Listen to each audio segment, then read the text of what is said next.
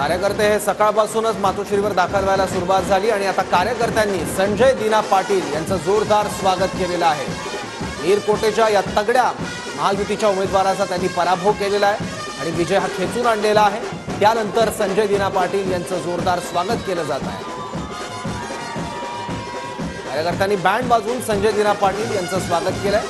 संजय दिना पाटील लोकसभेत विजयी झाल्यानंतर उद्धव ठाकरे यांच्या भेटीला आता दाखल झालेले आहेत। त्या पार्श्वभूमीवर त्यांच्या स्वागतासाठी जय्यत तयारी करण्यात आलेली होती आणि शिवसैनिक कार्यकर्ते आता मोठ्या संख्येने दिसत आहेत मातोश्री बाहेर।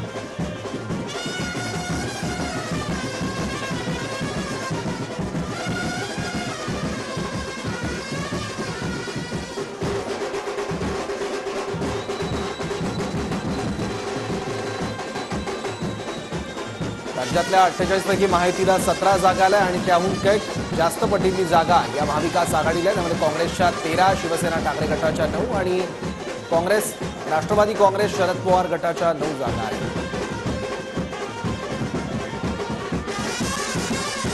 संजय दिना पाटील आता दृश्यांमध्ये आपल्याला दिसत आहेत। राष्ट्रवादी पवार गटाला 8 जागा आल्या। शिवसेना ठाकरे गटाने 9 जागांवर लक्षवेधी विजय मिळवलेला आहे आणि बाहेर मातोश्री बाहेर कार्यकर्त्यांचा हा जल्लोष।